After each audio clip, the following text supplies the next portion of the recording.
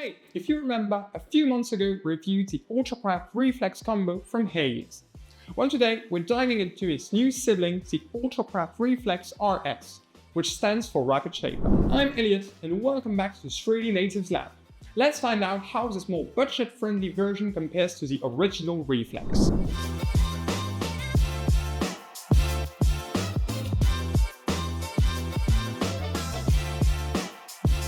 HeyGears recently entered the consumer market with a Reflex, a high-quality resin 3D printer designed with prosumer users in mind. Just a few short months after, they're back at it with a new machine, the Reflex RS. With this new spin-off of the original Reflex, HeyGears has taken a slightly different approach. The Chinese manufacturer has clearly been listening to the users' feedback, offering a 28.6% discount over the original Reflex and a slightly larger build volume. But does the Reflex RS still live up to its predecessor? What's changed exactly? How does it compare? And what corners were cut to bring the price down? Let's find out.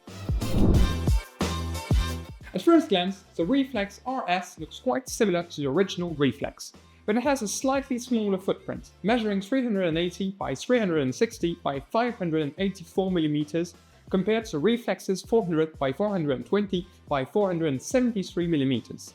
Interestingly, despite its more compact size, the RS offers a larger build volume of 222 by 122 by 230 mm versus the Reflex's 192 by 121 by 220 mm. HeyGears achieves this in part by externalizing the power supply, so you'll need a bit more space for that extra unit. The platform connection system has also been simplified. While the Reflex had a tilt mechanism for draining resin, the RS does away with this, so you'll have to print an adapter to be able to get rid of the excess material on your prints from the platform. On the upside, it features a gravity-fed resin topping system, which is easier and cheaper to maintain compared to Reflex's more complex system. Build-wise, you'll notice that the Reflex RS feels a bit less premium than its older sibling.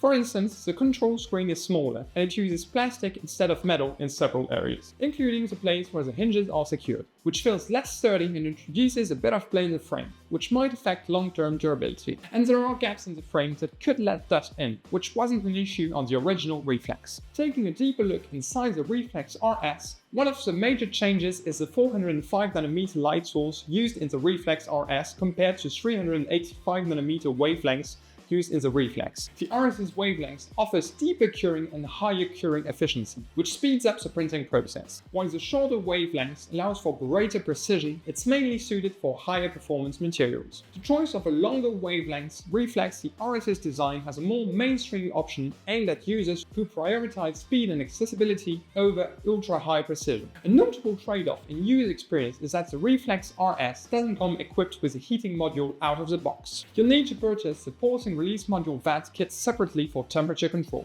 which is especially important if you're printing in colder environments. The heating module is priced at $199, meaning that the RS with a heating module is still $200 cheaper than the Reflex. By contrast, the original Reflex includes a built-in heated system as standard, making it a more complete package for those who need temperature stability right out of the box. That said, despite these cost-cutting measures, the Reflex RS still feels like a mid-range to premium product. It keeps the polished aesthetic that HeyGears is known for and integrates well into their broader ecosystem. Like the Reflex RS operates within the HeyGears Blueprint ecosystem. This offers a highly connected experience, allowing you to monitor and control the entire workflow remotely via the app or desktop software. One of the standout features across both models is the ability to send print and post-processing jobs to the various connected devices, simplifying the whole process. However, after testing both machines, I realized one thing that could improve the user experience. Having a single button send all the print and post-processing jobs at once rather than handling them separately would be a great addition. Even better, it would be incredibly useful to be able to send post-processing jobs directly from the printer or the phone app, especially if the project is already saved in the cloud. These are small tweaks that could make a big difference in making the workflow even more seamless. When it comes to print quality, both Reflex and Reflex RS deliver sharp, detailed results. In fact, you would be hard-pressed to tell the difference between prints from each machine. Both ensure minimal lay lines and strong mechanical properties across a variety of resins. The real difference comes in the user experience and the build quality of the machines. However, there are some practical differences to note.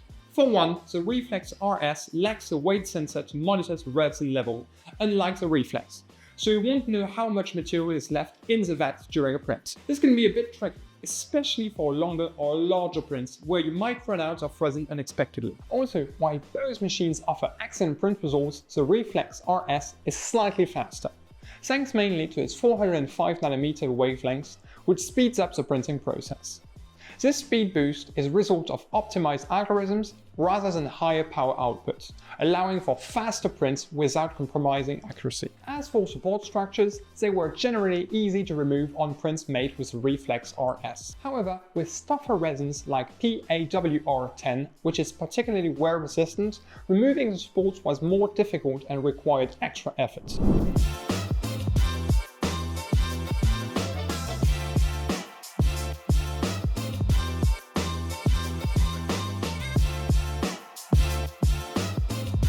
In terms of materials, not all HeyGears resins are compatible with the Reflex RS, due to the different wavelengths used. The RS works well with several consumer-grade resins, including a material which is especially tough when secured, a water-washable resin, a high-detail reproduction material, a wear-resistant resin, and an entry-grade material. The water-washable resin is particularly convenient, saving you from buying IPA, which can be expensive and has a strong smell. Just remember that water used for cleaning prints shouldn't be disposed of down the drain without consideration.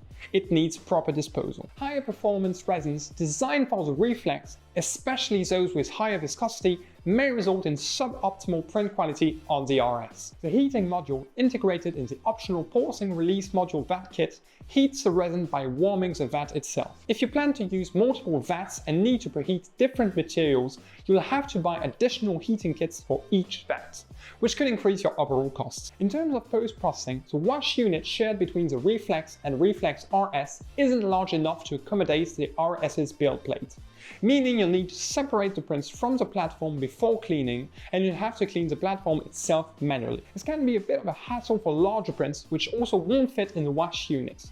The curing station, on the other hand, performs just as well as with the Reflex. Its dual UV LEDs and heating element ensure a thorough cure, locking in your print's mechanical properties. So, how does the Reflex RS compare to its older sibling? To sum it up, the UltraCraft Reflex RS is designed as a more affordable alternative to Reflex. While it delivers the same excellent print quality that HeyGears is known for, it makes some trade-offs in user experience and build quality to achieve that lower price point. The Reflex RS features a larger build volume, a more efficient light source, and improved speed, but at the cost of a simplified platform connection system, the lack of a built-in heating module, and a lack of compatibility with more technical materials. For $999, the Reflex RS is a very good choice for those looking to enter the resin 3D printing space without breaking the bank. If you are looking for an even more advanced option within the HeyGears ecosystem with more technical materials, you might want to check the Reflex out. After weeks of putting the Reflex RS to the test and liters of resin printed, we rated the Reflex RS and gave it a final score of 9.4 out of 10. For more details on how we rated the UltraCraft Reflex RS, check out our in-depth written review. Thanks for watching. If you have any questions or thoughts, leave them in the comments, and don't forget to subscribe for more 3D printing content. See you in the next one.